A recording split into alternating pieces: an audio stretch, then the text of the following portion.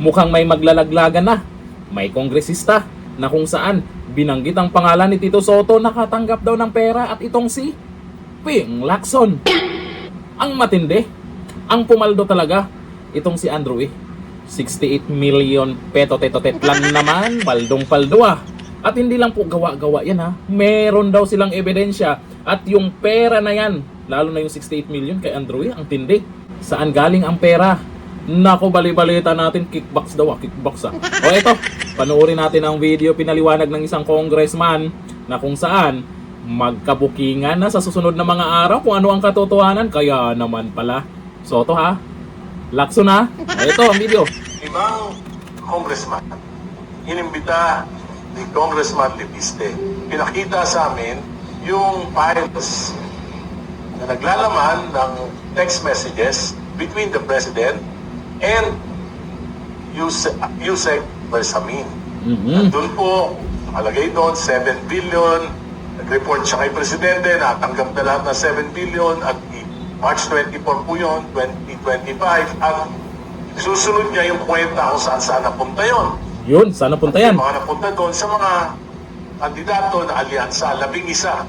12 po yung kandidato na alyansa, 11 yung nabigyan. Right. Lahat po nabigyan.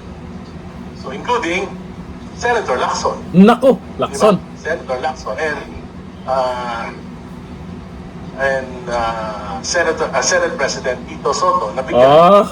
Alam po na hindi naman nila alam kung saan galing Paldong-paldong mga to. Walang problema doon. Natural lang naman na yung mga national candidates sinutulungan ng kanilang mga kapartido. Di ba? So, minapunta kay Andrew 68 million talent fee.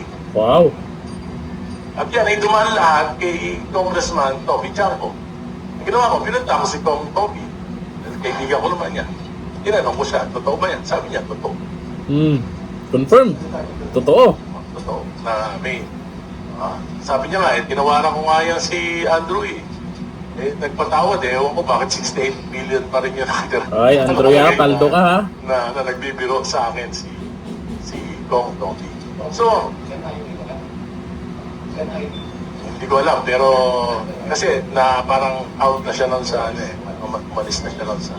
So, ibig sabihin, ito pa lamang ay worth investigating na. Correct. May facts Di ba? May facts. These are facts. Correct. Paano imbestigahan sa Senado yan? Senate President, nabigyan. Ping Lacson, nabigyan. Dapat imbestigahan yan. Kasi yung ebidensya, merong mga text messages, yung palitan ng mensahe, 7 billion yung pinaghahati-hatian. Saan ba galing yan? Nako, yung mga galit sa flood control, baka mananahimik kayo dyan. Paano yung sinasabi ng iba na walang sapat na ebidensya para mapaimpit si Junior, ganito? Paano to? Binalita na ba ito? Laman naman ng balita sa media ito. Share natin yan, baka sa mga hindi nakakaalam. Yan pala ang mga nangyayari nakaraan na kung saan hindi chismis yan. Yung video na yan ay sinare po ni Dare to Us at maraming nag-share na rin. Tama po yan para makarating po sa mga hindi nakakaalam dito sa di umanong 7 billion na pinaghati-hatian na isama yung pangalan ni Tito Sotto at ni Ping Lacson. Paldo, ano kaya magpaliwanag tong mga senador na to? Sa bagay, sasabihin lang naman nila, hindi nila alam kung saan galing yan. Bilang suporta din naman, siyempre kandidato ng alyansa, bilang suporta ng administrasyon, ganun yung budget. Pero dapat imbestigahan kung saan talaga nanggaling yan. Kasi yan ang lumalabas sa text messages di umano ni Bersamin at ni Junior. Malamang alam na this. O ngayon, ano yan? Mananahimik na lang ba tayo sa maanumalyang flood control project? O, Ping Lacson, isama yan sa Blue Ribbon Committee sa maanumalyang flood control project.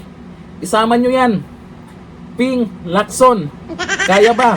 Pag mananahimik ka, sa tingin nyo, sa tingin mo, mananahimik ang taong bayan sa isyong to? Ang laking pera niyan. Sana all talaga. Hanggang dito lang. Thank you. Bye-bye.